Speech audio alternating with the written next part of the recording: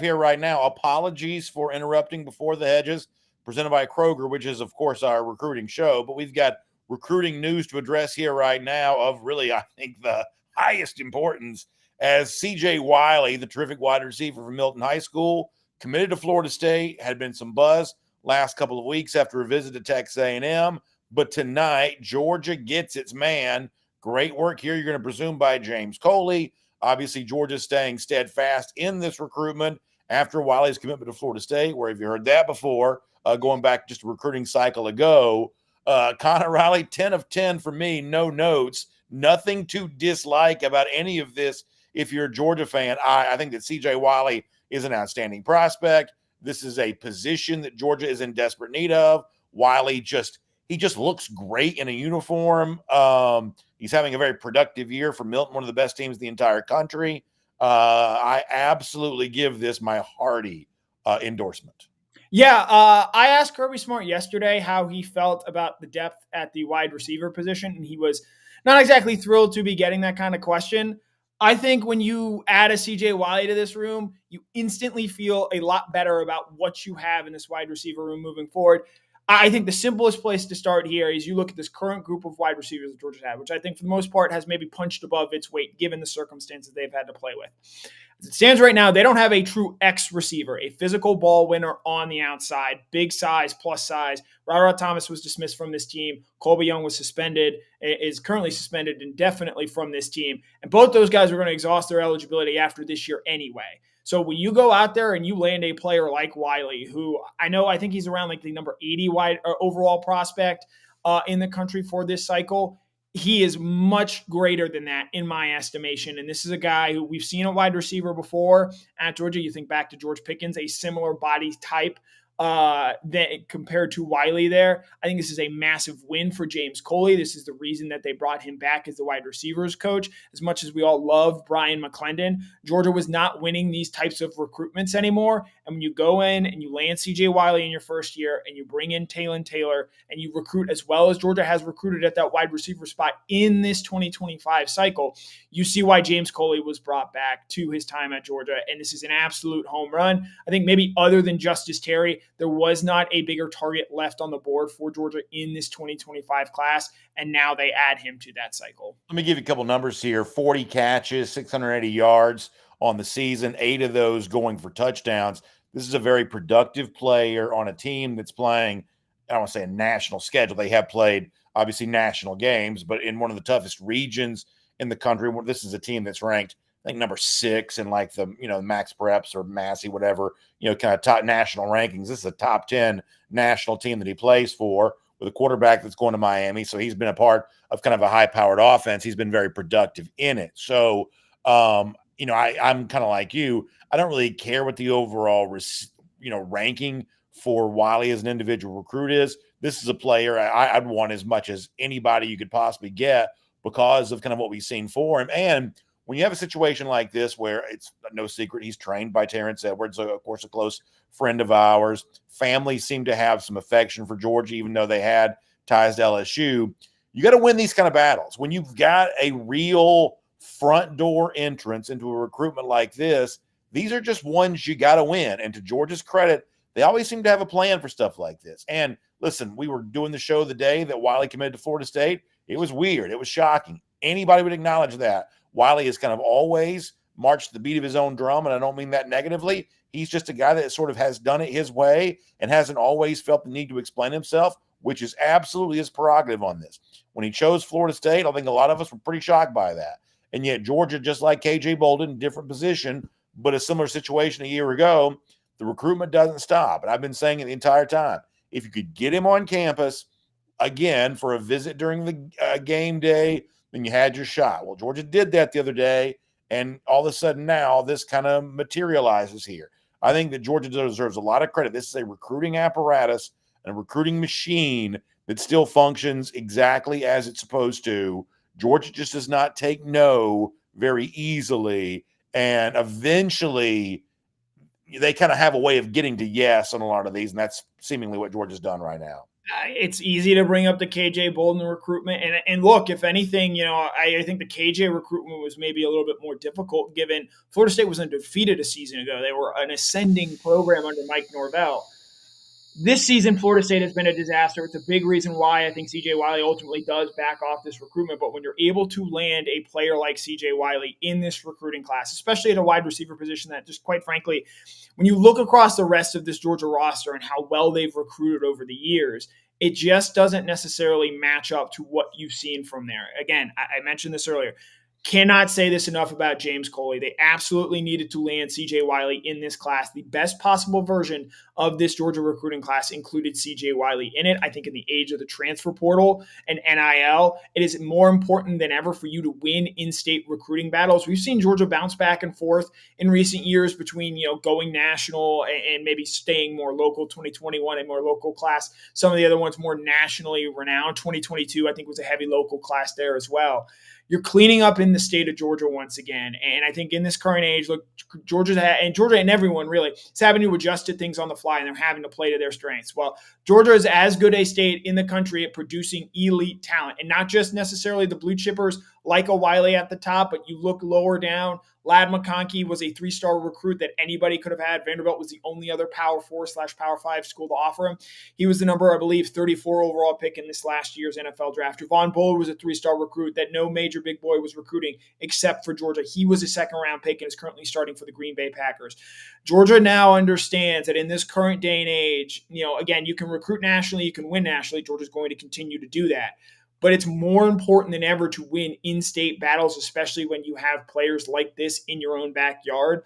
And so for Georgia to go into Milton and land CJ Wiley, as you point out, one of the best high school programs in the country, and it pains me to say that as someone who played against Milton a long, long time ago now, I think that this is a massive win for James Coley, for Georgia football, Kirby Smart, and the entire recruiting apparatus. I had a story earlier this week talking about and comparing, Lane Kiffin and the way they built through the transfer portal and Kirby Smart and the way they built through recruiting.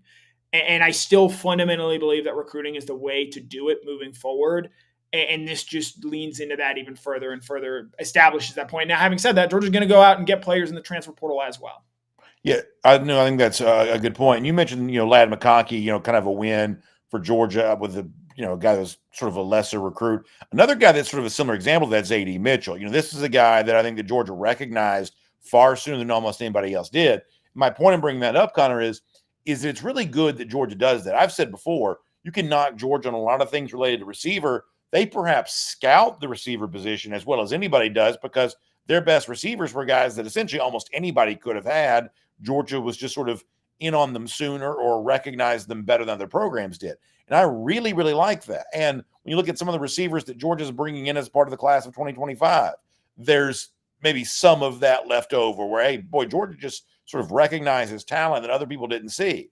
I'm all in favor of that. But total honesty, it can't all be that. It can't all be, boy, we went out and found the guy that nobody knew about. We turned him into something. It's great when you do that. But that, to me, I think is supposed to be additive to bread and butter, elite recruits that everybody knows about. And in a fair fight over obviously recognizable talent, you find a way to win that. And it's those kinds of things that, for being honest, in the past, Georgia hasn't always done well. But in the case of Wiley, it certainly looks like it's a situation where major programs had really identified him, and Georgia, through a combination of persistence and patience, is going to end up winning this. It certainly appears to be. And I mean, it is just, I think, a really, really, sizable recruiting win for UGA. Obviously, we've kind of gotten used to celebrating a lot of these, but this one, because of the position, because of how much Georgia needs that position right now, this is just a little bit of a bigger deal than some of the recruiting wins we've talked about in the past. Absolutely. Again, and to your point about scouting the wide receiver position really well, I think that's great when you're hitting on guys. But the problem that you sort of run into, and it's kind of what Georgia's run into a little bit this season, is that if you miss on one or two of those guys in a cycle, and especially now that they can transfer away easier if they're not getting early playing time, you dry up that resource really quickly. And that's why Georgia has leaned so heavily on the transfer portal. And that's why Georgia I think has found itself in an odd position at the wide receiver spot right now. They essentially played 4 guys at wide receiver last week against Florida, and that's not where Kirby Smart wants that number to be. They want to play 6 guys, consistent snaps, and be able to do a lot of different things there. And they've got some young guys in that room that they like. I know Leonard Humphreys is a guy that is going to have multiple years of eligibility, and they hope that he builds on what he's been able to do this season. Dylan Bell, he's got a decision to make regarding his NFL future. I think right now he probably ends up coming back based on what we've seen so far from this season. So if you get him, you have Humphreys, you're able to further develop guys like Nitro Tuggle and Sokovie White in this recruiting class that you signed in the previous year. You start to see the pieces come together for what is a really good wide receiver room moving forward. And that was one of the bigger questions to Georgia going into this year. I think it's a credit to James Coley for what he's been able to get out of guys like Arian Smith and Dominic Lovett. Not perfect players by any stretch of the means, but those guys, for the most part, have been productive and done the right things. And now spinning it forward, you're able to land a player like Wiley, who I don't believe James Coley ever coached George Pickens, because Pickens came after Coley obviously left for Texas A&M. I think that Wiley has a chance to be the best wide receiver that Coley has coached, in terms of that he has also signed in his time at Georgia. Jeff Sentell joins us, wrote the story for DawgNation.com. It's also Jeff's time on air that we've kind of stolen here for this live break-in for CJ Wiley. But Jeff, I think a lot of people are really eager to hear what you have to say about this. You know, we certainly knew that Georgia was going to maintain a aggressive pursuit of Wiley even after he committed to Florida State. Perhaps surprising that the announcement not perhaps, I think it definitely is surprising that it comes out, right in the middle of a Wednesday night like this. So what is your reaction to Georgia winning with this, massive wide receiver recruit here in state, CJ Wiley, flipping from Florida State to Georgia? Yeah, Brandon, I'll tell you, it was a stunner. It was one of those, we were talking on Before the Hedges tonight, and I just didn't get the feeling that Wiley was going to come back to Georgia. He's a guy that has been very hard to read throughout his recruitment, doesn't say a whole lot. And, Brandon, I got to ask you, I think this is a take here where currently Georgia's cup now runneth over with receivers, because if I would have told you this summer that Georgia would add CJ Wiley to this class and he wouldn't even be the highest rated receiver in the class, you probably would have done a cartwheel for us, Brandon. I know as much as you like receivers, there's also the 5-star Talon Taylor. I'm sure you guys have covered a lot of the angles, the Terrence Edwards angle, who's trained him, the former Georgia great and SEC legend. Wiley's, both of his parents are SEC athletes. They started at LSU, averaged 21.7 yards per catch a year ago for the state champion Milton Eagles, and now he's about 17.0 this year. Not as prolific this year, but still well over 700, 800 yards with 9 touchdowns for the number 2 team in the country. And, Brennan, this is a situation, I think I heard Connor mention a little bit of it. You have to go back to 2019 when Dominic Blaylock and George Pickens signed with the Dogs.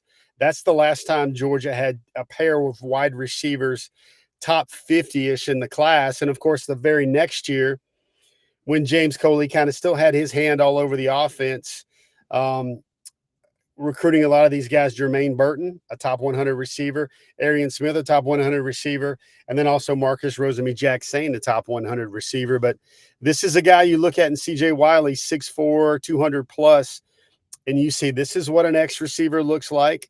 This is what a number 1 receiver in the SEC looks like, especially right now when you're watching this Georgia football team minus a Ra Thomas, minus Colby Young, and it looks like they don't really have a true X receiver on the field right now. And it looks like now Georgia, I would say getting greedy, but they're definitely getting a lot of spoils at that wide receiver position. Credit to Coley here again, guys. He hasn't even been on the job since maybe last February. And not only does he have guys like Arian Smith's role to replace Dominic Lovett, Ra Thomas, Colby Young, Michael Jackson, the list goes on and on. Not only is he replacing those seats in his wide receiver room, but he is flipping the room to a totally different talent sphere than what Georgia had before he got here. And Jeff, what I would sort of say about all this is, to me, this goes beyond just sort of a nice to have. Boy, it's great that Georgia won a battle like this. This is really something that Georgia needed to do. I mean, and listen, I like all the individual receivers that Georgia currently has in its roster. I like each and every one of them. but it's just fair to point out that collectively it's not quite adding up to right now what it needs to, especially in a post Brock Bowers world. So this sort of represents not the, sometimes when we talk about Georgia recruiting wins, we're almost talking about an embarrassment of riches of, I can't believe they went out there and just sort of piled this on top of everything else they had. I don't really view this way. Yes, Georgia's in line to sign a good number of receivers for the class of 2025, but in terms of someone who I think can make an immediate impact, and to me right now, more important than your star ranking, it's the question of, could you play early at a place like Georgia? And I would say that Wiley would be in the category for me because of his body type, because of the fact that he's played in a sophisticated high school offense. That's a guy that I do think would have a chance to kind of play early on. And this represents more than just sort of a luxury. This was the sort of recruiting battle, Jeff, that I really think that Georgia needed to win in this cycle. Brandon, here's a take. I believe in this era, in this sphere of collectives, and you got to go after the quarterbacks that may cost $1 million plus per year. I believe a team like Georgia, with its defense, with its offensive lines, and obviously the pieces at tight end as well, I believe Georgia can win with maybe not I believe they can win with a high floor quarterback, but you got to nail the receivers. You got to have those special receivers. I think, even Todd Monken once, I had a conversation with Monken about, quarterbacks are great, but you got to get to the receivers. With this team and this program, the receivers is what really matters. And now when you think about what Georgia's doing there with Talon Taylor, CJ Wiley, Landon Roldan, Tyler J. Williams, Travis Blackshear, you keep going, you keep adding these pieces, Brandon. These are bona fide dudes, Brandon. And, the one most important question, I hope you guys have already done it. We're going to make Brandon a caricature of himself. But how many chortles was this worth, Brandon? Did you get a chortle underway? Did you start the program out with a chortle?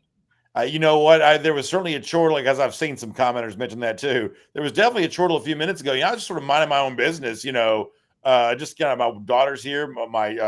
We're just sort of chilling out here at home. My son and wife, they've gone to church, to be honest with you. And just sort of sitting here, just kind of relaxed, minding my own business. And all of a sudden you start, it's actually our buddy Jonathan from Dr. Pepper who texted about this. Like, hey, did you see CJ Wiley? And there was definitely there was definitely a little bit of a new one. That's a new sound. A little chortle around all of that. So it was really funny and really good stuff. And it's a really nice night to be a Georgia football fan. I don't think there's any doubt about that. Connor, do you like how Brandon has wrapped around product endorsement for his chortles now a little bit? Absolutely. Look, no free plugs, but he knows what he's doing. One thing that I want to touch on that Jeff brought up there in his conversation with Monken and thinking about this current team, you think back to that 2021 team when there was obviously a lot of discussion about the quarterback position that I think we're sort of somewhat similarly seeing now. Go back and watch that national championship game and look at the guys that Georgia had at wide receiver in that game and ultimately where they went on to be selected. George Pickens was a second-round pick in the NFL draft. A.D. Mitchell was a second-round pick in the NFL draft. Ladd McConkey was a second-round pick in the NFL draft. Jermaine Burton was a third-round pick in the NFL draft. Brock Bowers was a first-round pick in the NFL draft. You had surrounded Stetson Bennett, who was not the best that year. He was far better, I think, in the 2022 season, and a far bigger reason they won the national title that year.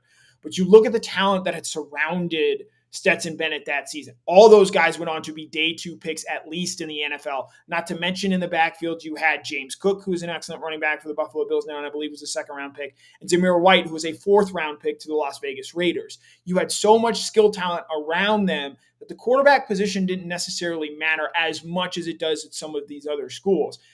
One of the common talking points BA and I had, and I think everyone had going into the season, was they were putting a lot of eggs in the Carson Beck basket to elevate the floor of this Georgia program and of this Georgia offense. And quite frankly, he hasn't been able to do that at this point. And so I think moving forward, and you sort of see this with the commitment of Wiley, with what they've been able to go out and do at the running back position in this class, Usman Kroma, if I'm saying his name correctly there. You've got Bo Walker. You look at the tight end position. Elias Williams, who I'm telling you right now, I know he's like maybe a 4-star. That kid is a one-of-one freak. And I know it's going to be easy to throw out the Darnell Washington comparisons. Jeff, I know you got a chance to go see him down in Camden County last week. That guy is just different. Not to mention you have Wiley's high school teammate, Ethan Barbour, another tight end there out of Milton. And so you've got a lot of talent in this skill position class for Georgia in this 2025 cycle. And I think it's an attempt to get back to what they built in that 2021 national championship team.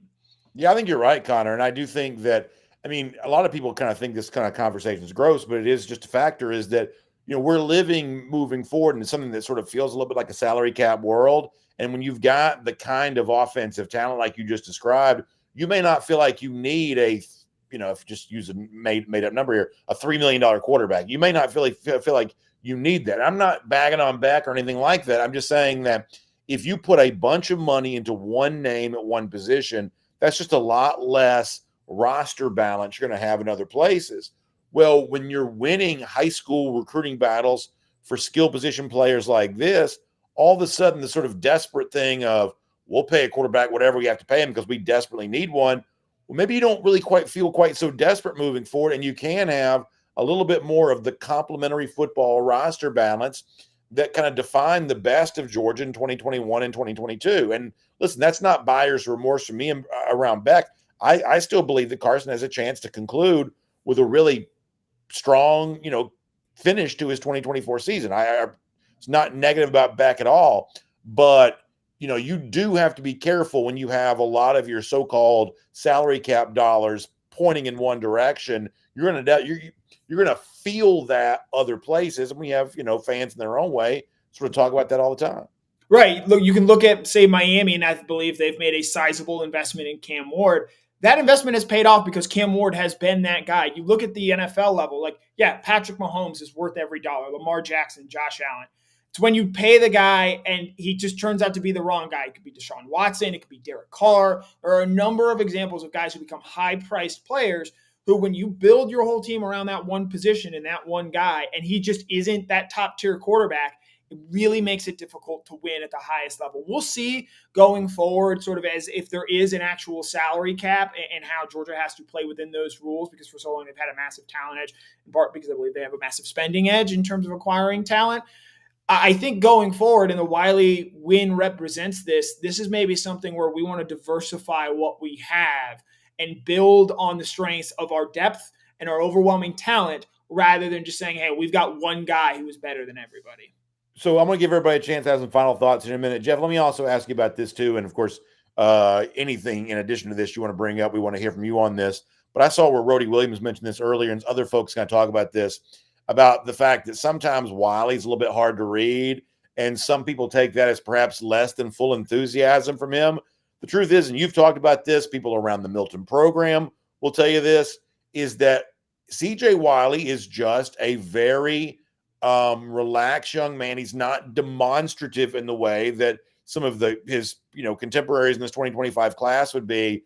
And I think it's really important not to read into that. And I was probably guilty of reading into that too much on the day of the commitment announcement. Frankly, it was really funny to sort of portray this as someone who was just sort of half-hearted and doing the chop that day and, seemingly supporting Florida State. But I think what people around Milton will say, and I know that program and the Wiley, camp, very well, is I don't think you can read a lot into body language or demeanor or anything like that. This is just a guy that's not necessarily going to be as outwardly emotional as some other recruits are going to be. So when he committed to Florida State and it seemed like nobody was happy about that, that's not necessarily the truth. That's just kind of the way it was portrayed on video. And if we, see some stuff from him right now where he's not exactly doing, backflips and cartwheels about this Georgia commitment, this is also a guy that's just not that outwardly demonstrative when it comes to his expressions of emotion. Would you agree with that, Jeff? Yeah, definitely. That's the case, Brandon. I would say that the three of us, especially you, Brandon, are probably happier right now than maybe a CJ Wiley might be when he wins a state championship or a national championship at Georgia. He's just not that guy. I mean, he's not that enthusiastic. But it was one of those things where, like, his family, this is just different, Brandon. Sometimes, we apply experience, we apply what we've seen, what we've known. But then when the family says, well, we didn't know, that was before he made the decision to choose Florida State. You already know this is kind of a different drummer type kid, type young man. A couple things that just jump readily to mind here to make sure people feel really, really well informed. Georgia taking 5 receivers in this class. I'd look for them to take a couple more in the transfer portal. I don't know if this staggering amount of talent would make Carson Beck want to come back for another season. I'm saying that tongue firmly in cheek, but what it does do, a little bit more serious here, Brandon, playing with some numbers here tonight. CJ Wiley to Georgia, the recruiting bumps for guys like Talon Taylor and other players. If Georgia adds just Chase Linton, November 20th decision, and then Justice Terry, December 6th decision, they will have enough for the nation's #1 class to bump by Ohio State, to bump by Alabama. I don't know if that's the sort of thing that gets people jumping up and down or sounding enthusiastic here at 8:09 on a Wednesday night, but it's pretty nice to have. And the other thing there is, it's much better to be #1 in the country in recruiting rather than #4 or #5. I think that's very, very good point. We'll get ready to kind of, I guess, wrap things up. Connor, any sort of final thoughts from you on any of this? It's a massive win for Georgia. I can vividly remember I was helping publish Jeff's CJ Wiley story, and we had to do some furious rewrites on the fly there back in June. But I know a lot of people said this at the time. Kirby doesn't necessarily lose for types of prospects like this that end up going to, say, a Florida State. KJ Bolden is easy to think of. And, I know there were a lot of people that KJ Bolden recruitment, they weren't happy with the way it played out, how public it was, Auburn getting involved and whatnot, it going down to the wire. KJ Bolden has been a model player at the University of Georgia. He's made his first career start this past weekend for Georgia. He's been a huge piece there. Yeah. There, you're back. We heard you say he's been a huge piece there. Pick back up there if you don't mind. Yeah, he's been a huge piece in this secondary, and it would not surprise me in the slightest if CJ Wiley is the same. Look, recruiting is so much more weird, for lack of a better term, there than even it used to be. It used to be all under the table. Now so much of it is out in the open. I think it has added pressure to these guys, and it has made decisions all the more difficult. And so for Georgia to still stick with it, Kirby Smart very clearly never wants to burn a bridge in recruiting, either on the front end or on the back end, because they may get them in the transfer portal.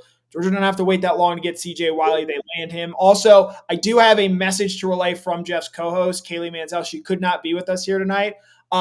It was a WTF when she was alerted to the news that CJ Wiley committed. So certainly fits the narrative of tonight and how surprising this was.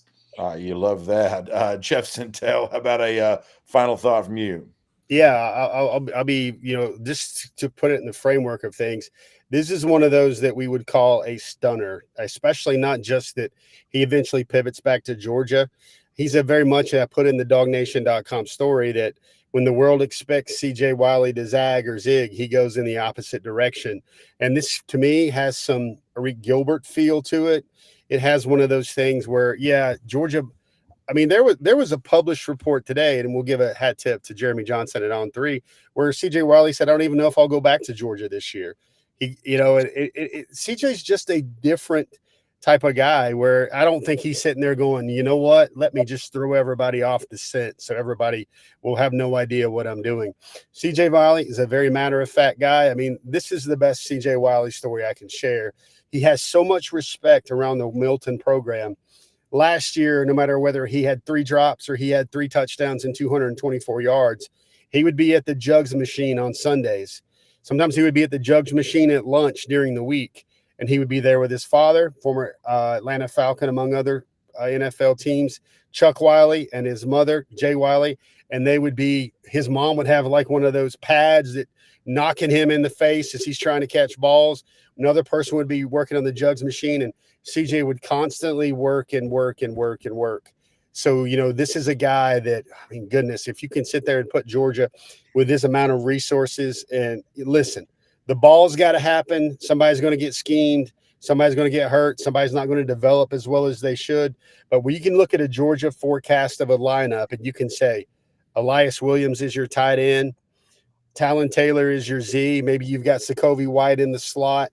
You've got an X receiver in CJ Wiley. And then you've got 4 guys that look like California Redwoods in front, blocking for the quarterback, whether that's a Ryan Puglisi, who somebody should be very happy today. Ryan Montgomery should be very happy today as well. But you put that stuff up there, Brandon, and that #1 offense is going to give that #1 defense some fits in Athens too.